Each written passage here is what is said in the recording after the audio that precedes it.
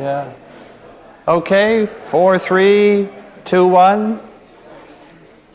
Okay, I see you guys are in a happy mood. I don't know if that means 1806 is ending or the quiz was good. My birthday conference was going on at the time of the quiz, so in the conference, of course, everybody had to say nice things, but I was wondering what would my 1806 class be saying, because it was at exactly the same time.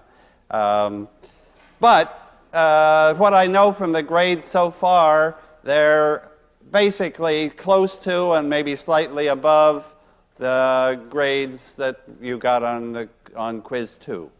So very satisfactory. And then we have a final exam coming up.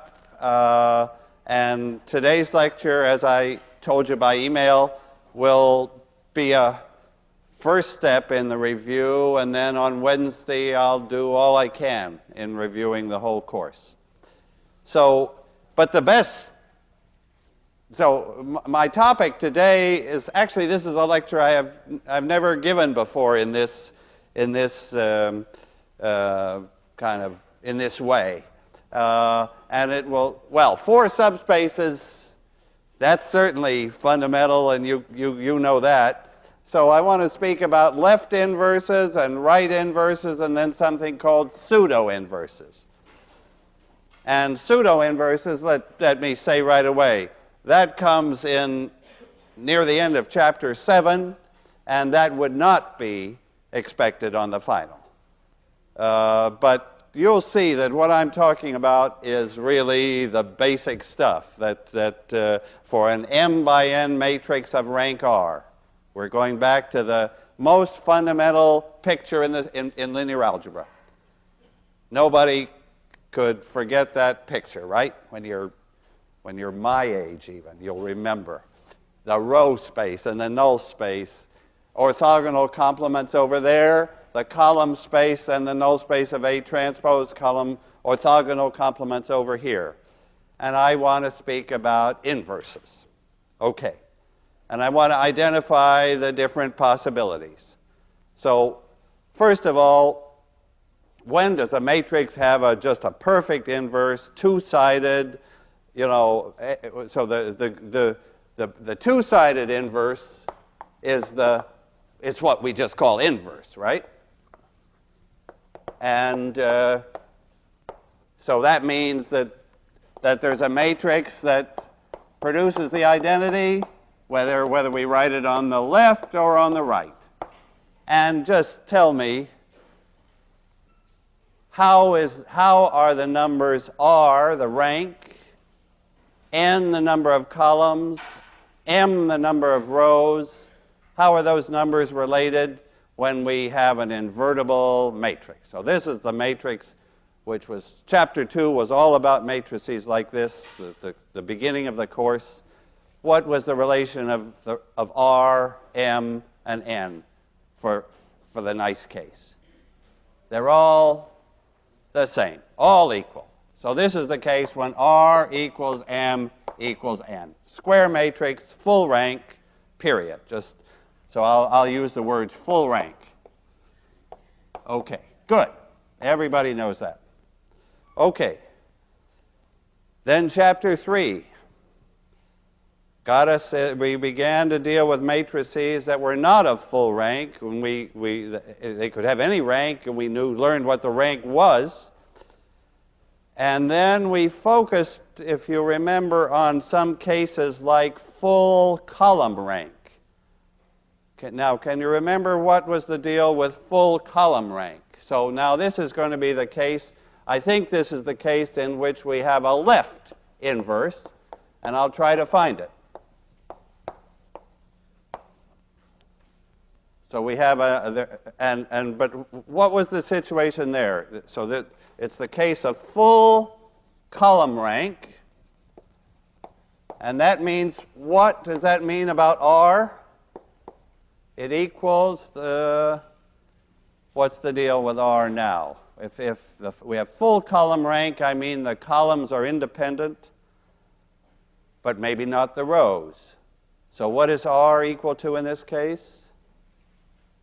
n, thanks, n. R equals n. The n columns are independent, but probably we have more rows.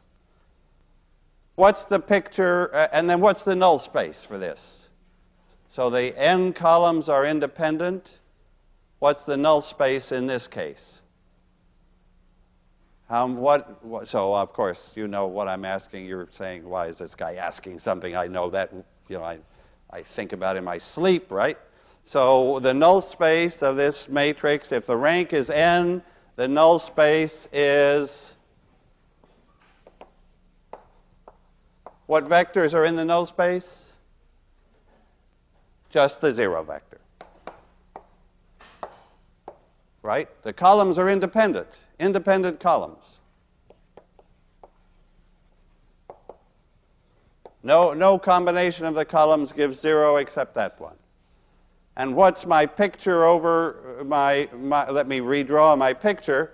My picture is I have the row space is everything. The row space is all of, no, is that right? The row space, let's see, I often get these turned around, right? So what's the deal? The rank, the columns are independent, right? So the rank should be the full number of columns. So what does that tell us? There's no null space, right? Okay, the row space is the whole thing. Yeah, I won't even draw the picture. So, and what was the deal with, and these were very important in least squares problems.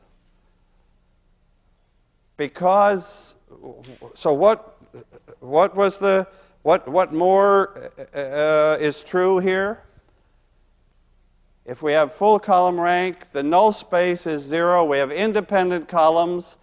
The unique, so we have 0 or 1 solutions to AX equal B. There may not be any solutions, but if there's a solution, there's only one solution. Because other solutions are found by adding on stuff from the null space, and there's nobody there to add on. So the particular solution is the solution, if there is a particular solution. Of course, the rows might not be, probably not independent, and therefore some right-hand sides won't end up with a 0 equals 0 after elimination. So sometimes we may have no solution or one solution. Okay. And what I want to say is that for this matrix A, yeah, tell me something about A transpose A in this case. So this whole part of the board now is devoted to this case. What's the deal with A transpose A? I've emphasized over and over how important that combination is. For a rectangular matrix, A transpose A is the good thing to look at. And if the rank is n, if the null space has only 0 in it, then the same is true of A transpose A. That's the beautiful fact.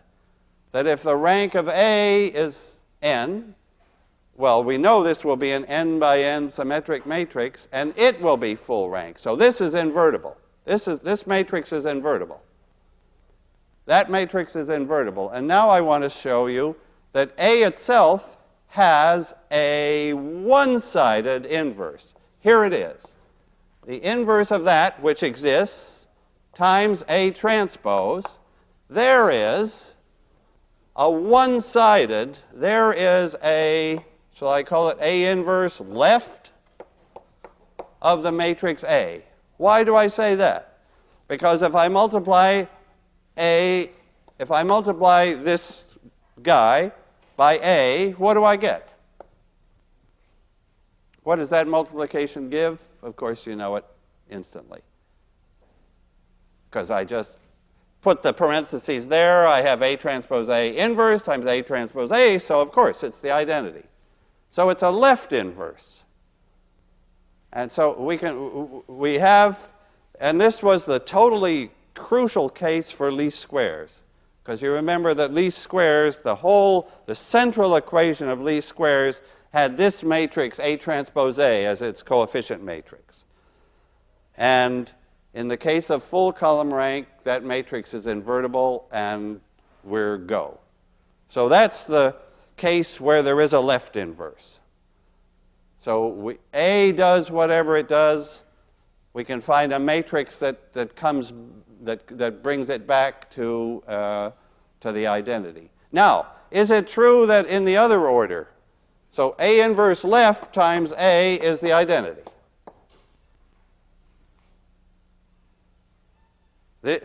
Right? This matrix is M by N.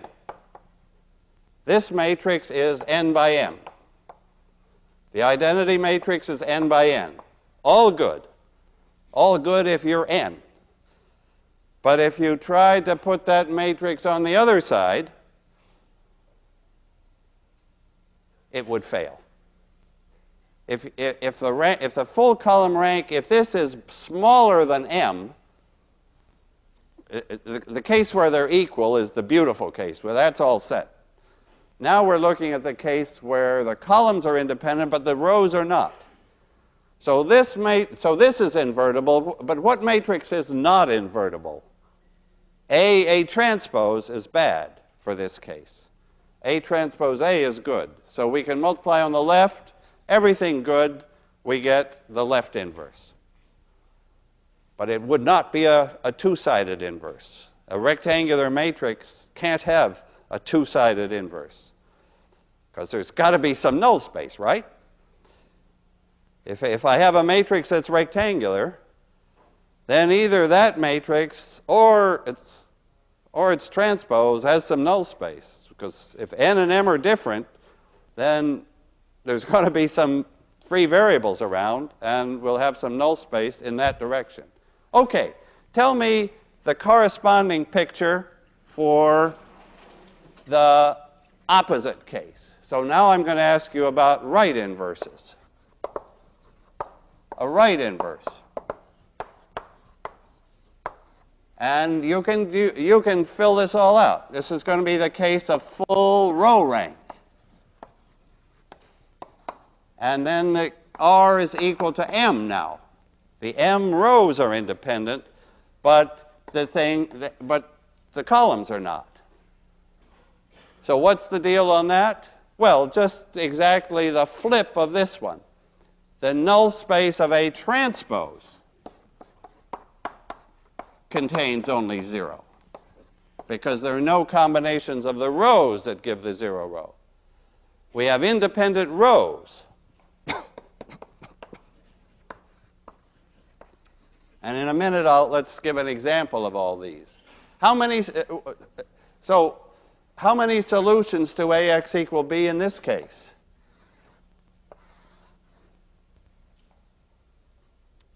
The rows are independent. So we can always solve AX equal B. Elimination never produces a 0 row, so we never get into that 0 equal 1 problem. So AX equal B always has a solution, but too many. So it's probably, there'll be some null space. The null space of A, what will be the dimension of of A's null space? How many free variables have we got? How many special solutions in that null space have we got? So how many free variables in this setup? We've got n columns, so n variables. And this tells us how many are pivot variables. That tells us how many pivots there are. So there are n minus m free variables. So there are infinitely many solutions to AX equal B. We have n minus m free variables in this case. Okay. Now I wanted to ask about this idea of a right inverse. Okay, so I'm going to have a matrix A, my matrix A, and now there's going to be some inverse on the right that will give the identity matrix. So it'll be A times A inverse on the right will be I. And can you tell me what, just by comparing with what we had up there, what will be the right inverse we even have a formula for? There will be actually there are other left inverses, that's our favorite. There will be other right inverses, but tell me our favorite here. What's the nice right inverse?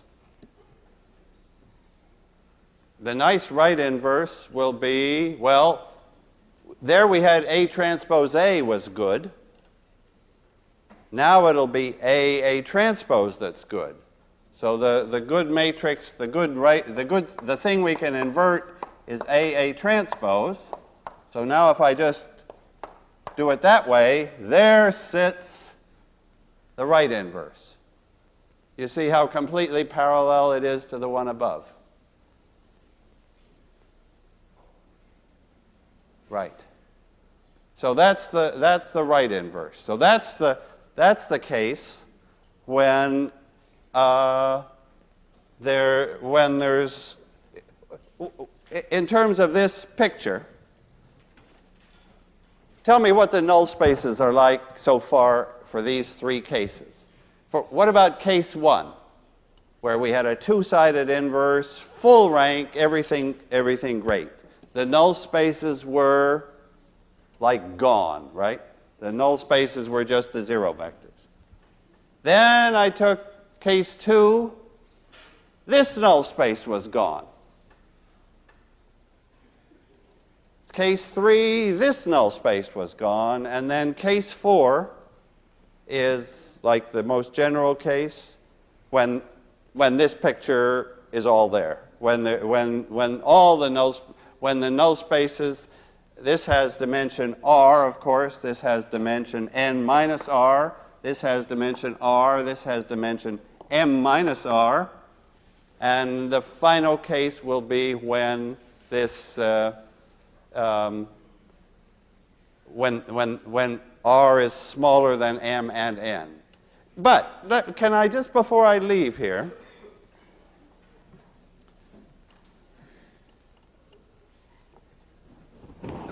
look a little more moment at this one, at this case of full column rank. So A inverse on the left, it has this left inverse to give the identity. I said if we multiply them in the other order, we wouldn't get the identity. But then I just realized that I should ask you, what do we get?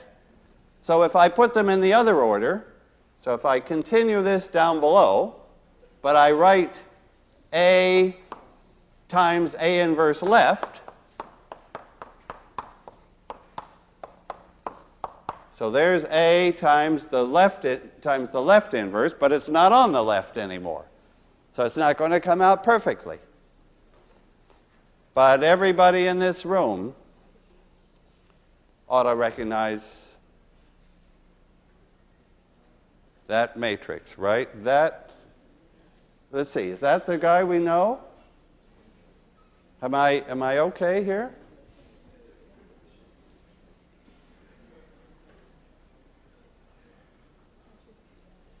What is that matrix? P. Thanks. P. That matrix, it's a projection. It's the projection onto the column space. It's trying to be the identity matrix, right? That's a projection matrix is it tries to be the identity matrix, but you've given it an impossible job. So it's the identity matrix where it can be, and elsewhere it's the zero matrix. So this is P, right? The projection onto the column space. Okay, and if I asked you this one and put these in the opposite order, so this came from up here. And similarly, if I tried to put the right inverse on the left, so that like came from above. this coming from this side, what happens if I try to put the right inverse on the left? Then I would have A transpose inverse A. If this matrix is now on the left, what do you figure that matrix is?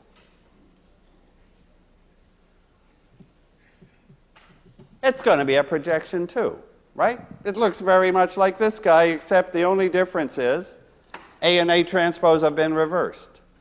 So this is a projection. This is another projection onto the row space. Again, it's trying to be the identity, but there's only so much the matrix can do. And this is the projection onto the column space. So let me now go back to the main picture and tell you about the general case, the pseudo-inverse. So these are cases we know. So this was important review. You've got to know these business about these ranks and the free variables. Really, this is linear algebra coming together. Yeah, and you know, it's one nice thing about teaching 1806. It's not trivial, but I don't know, somehow it's nice when it comes out right. I mean, well, I shouldn't say anything bad about calculus, but I will. I mean, like, you know, you have formulas for surface area and other awful things. And you know, they do their best in calculus, but it's not elegant. And linear algebra just is, well, you know, linear algebra is about the nice part of calculus, where everything's like flat. And the formulas come out right. And you can go into high dimensions, where in calculus, you really, you know, you're trying to visualize these things. Well, 2 or 3 dimensions is kind of the limit. But here we don't, you know, I've stopped doing 2 by 2s. I'm just talking about the general case. Okay, now I really will speak about the general case here. What could be the inverse? What's a kind of reasonable inverse for a matrix, for the completely general matrix where there's a rank R, but it's smaller than n, so there's some null space left, and it's smaller than m, so A transpose has some null space, and it's those null spaces that are screwing up inverses, right? Because if a matrix takes a vector to 0, well, there's no way an inverse can, like, bring it back to life. So now my topic is now the pseudo-inverse, and let's just by a picture see what's the best inverse we could have. So here's a vector x in the row space. I multiply by A. Now the one thing everybody knows is you take a vector, you multiply by A, and you get an output, and where is that output? Where is AX? Always in the column space, right? AX is a combination of the columns. So AX is somewhere here. So I could take all the vectors in the row space. I could multiply them all by A. I would get a bunch of vectors in the column space. And what I think is I'd get all the vectors in the column space just right. I think that this connection between an x in the row space and an AX in the column space, this is 1-to-1. There's exact, I mean, well, look, we got a chance because they have the same dimension. That's an R-dimensional space, and that's an R-dimensional space. And somehow the matrix A, it's got these null spaces hanging around where it's knocking vectors to 0. And then it's got all the vectors in between, which is almost all vectors. Almost all vectors have a row space component and a null space component. And it's killing the null space component. But if I look at the vectors that are in the row space with no null space component, just in the row space, then they all go into the column space. So if I put another vector, let's say y, in the row space, I am positive that wherever ay is, it won't hit ax. You see what I'm saying? Let's see why. All right, so here's what I said. If x and y are in the row space, then ax is not the same as ay. They're both in the column space, of course, but they're different.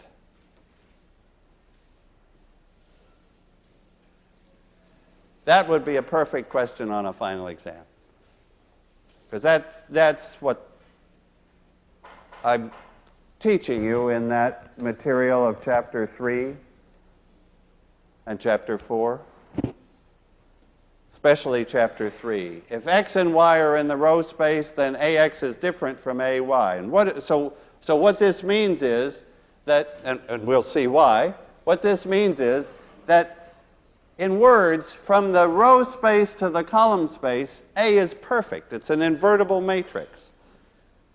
If we like limited it to those spaces. And then its inverse will be what I'll call the pseudo-inverse. So that's what the pseudo-inverse is.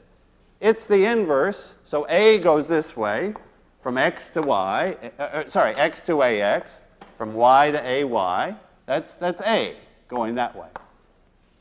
Then in the other direction, anything in the column space comes from somebody in the row space, and the reverse there is what I'll call the pseudo-inverse, and the simple notation accepted notation is A plus. So y will be A plus x. Y will be A plus times whatever it started with, ay. You see my picture there? Same, of course, for x and ax. This way, A does it. The other way is the pseudo-inverse. And the pseudo-inverse just kills this stuff, and the matrix just kills this stuff. So everything that's really serious here is going on in the row space and the column space. And now tell me, so this is the fundamental fact, that between those two r-dimensional spaces, our matrix is perfect. Why? Suppose they weren't. Why do I get into trouble? So proof. I haven't written down proof very much, but I'm going to use that word once. Suppose they were the same. These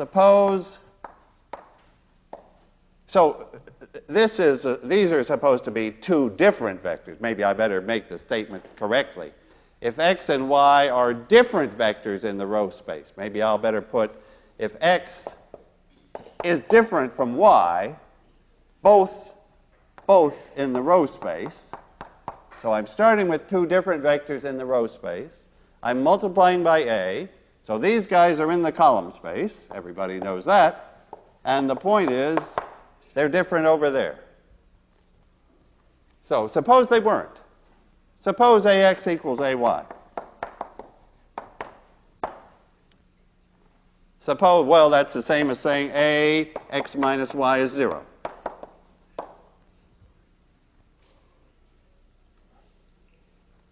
So what? So what do I know now about x minus y? What do I know about this vector? Well, I can see right away. What space is it in? It's sitting in the null space, right? So it's in the null space.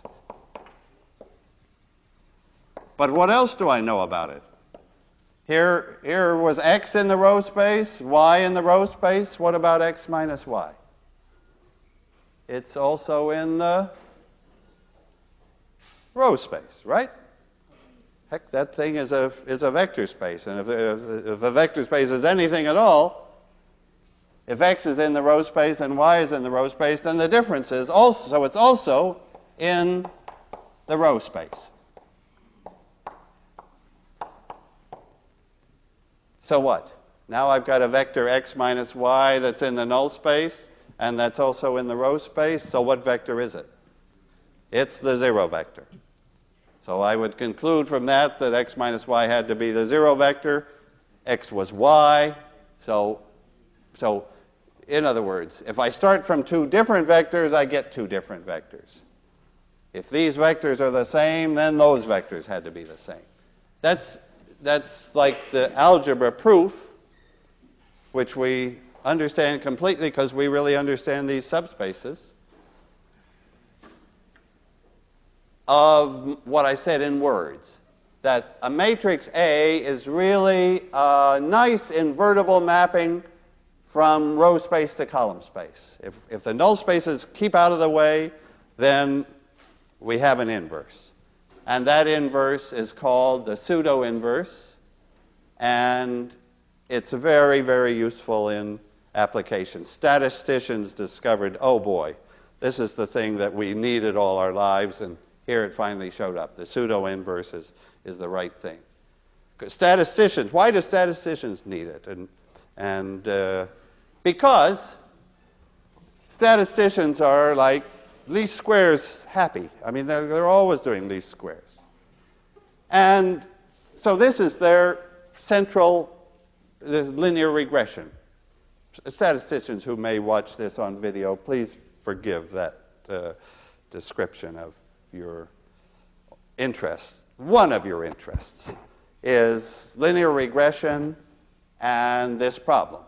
But if this problem is only okay provided we have full column rank. And statisticians have to worry all the time about, oh, God, maybe we just repeated an experiment. You know, you're taking all these measurements. Maybe you just repeat them a few times. Maybe they're not independent. Well, in that case, that A transpose A matrix that they depend on becomes singular. So then that's when they needed the pseudo-inverse. It just arrived at the right moment, and it's the right quantity. Okay. So now that you know what the pseudo-inverse should do, let me see what it is. Can we find it? So this is to complete the lecture is, how do I find this pseudo-inverse A plus? Okay. Okay. Well, here's one way. And everything I do today is to try to review stuff. One way would be to start from the SVD, the singular value decomposition. You remember that factored A into an orthogonal matrix times this diagonal matrix times this orthogonal matrix. But what did this diagonal guy look like?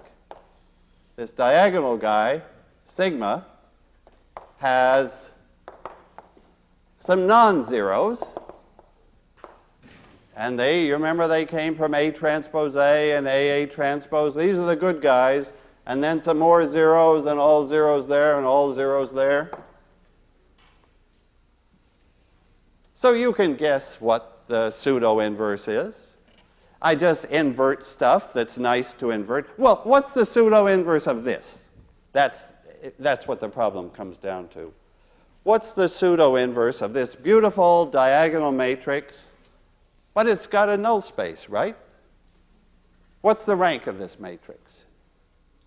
What's the rank of this diagonal matrix? R, of course. It's got R non-zeros, and then it's otherwise zip. So it's got n columns, it's got m rows, and it's got rank R. It's the best example, the simplest example we could ever have of our general setup.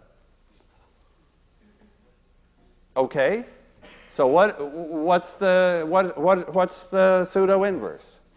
What's the matrix? So I'll erase our columns because right below it I want to write the pseudo-inverse. Okay, you can make a pretty darn good guess. If it was a proper diagonal matrix, invertible, if there weren't any zeros down here, if it was sigma 1 to sigma n, then everybody knows what the inverse would be. The inverse would be 1 over sigma 1 down to 1 over. But of course, I'll have to stop at sigma r. And it'll be the rest zeros again, of course. And now this one was m by n. And this one is meant to have a slightly different, transposed shape, n by m. They both have that rank r. What is, so my idea is that the pseudo-inverse is the closest I can come to an inverse. So what is sigma times its pseudo-inverse? Can you multiply sigma by its pseudo-inverse, multiply that by that? What matrix do you get?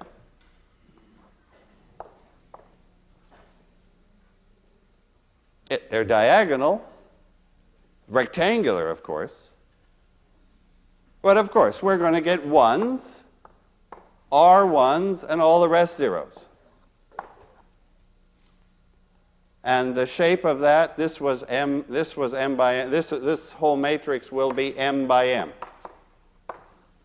And suppose I did it in the other order. Suppose I did sigma plus sigma. Why don't I do it right underneath? What in the opposite order? See, this matrix hasn't got a left inverse, it hasn't got a right inverse, but every matrix has got a pseudo-inverse. If I do it in the order sigma plus sigma, what do I get? Square matrix, this is m by n, this is n by m. My result is going to be m by m, is going to be n by n. And what is it?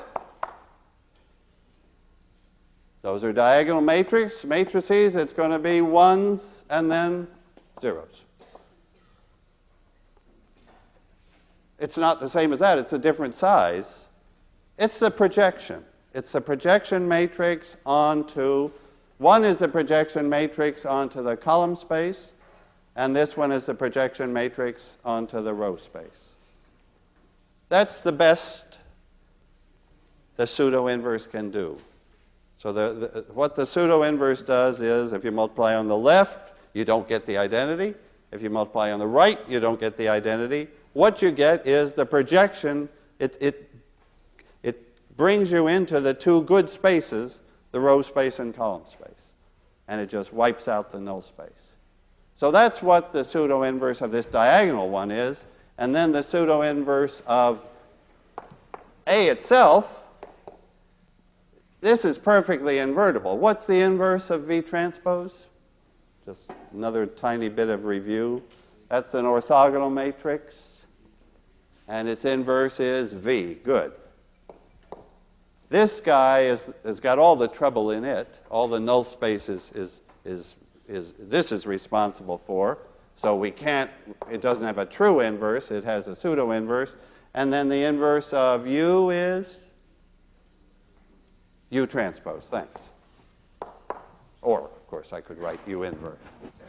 So that's the question of how do you find the pseudo-inverse? So what statisticians do when they're in this, so this is like the case of where least squares breaks down because the rank is, you don't have full rank, but the beauty of the singular value decomposition is it puts all the problems into this diagonal matrix where it's clear what to do. It's the best inverse you could think of is clear. You see, there could be other, I mean, we could put some stuff down here. It would multiply these zeros and wouldn't have any effect, but the good pseudo-inverse is the one with no extra stuff. It's sort of like as small as possible. It has to have those to produce the ones. If it had other stuff, it would just be like it would be a larger matrix. So this pseudo-inverse is kind of the minimal matrix that gives the best results, sigma, sigma plus being R1s. Okay. So I guess I'm hoping pseudo-inverse again. Let me repeat what I said at the very beginning. This pseudo-inverse, which appears at the end, which is in section 7.4,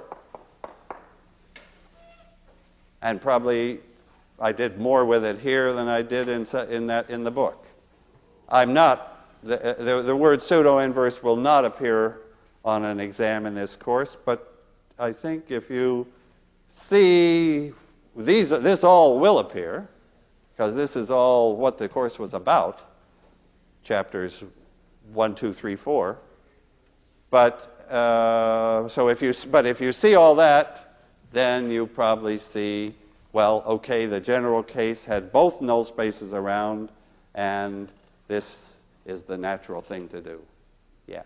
So this is one way to find the pseudo-inverse. The point of a pseudo-inverse, of computing a pseudo-inverse, is to get some factors where you can find the pseudo-inverse quickly, and this is like the champion. Because this is one where we can invert those two easily just by transposing, and we know what to do with the diagonal. Okay, that's like as much review maybe. Let's have a 5-minute holiday in 1806, and I'll see you Wednesday then for the rest of this course. Thanks.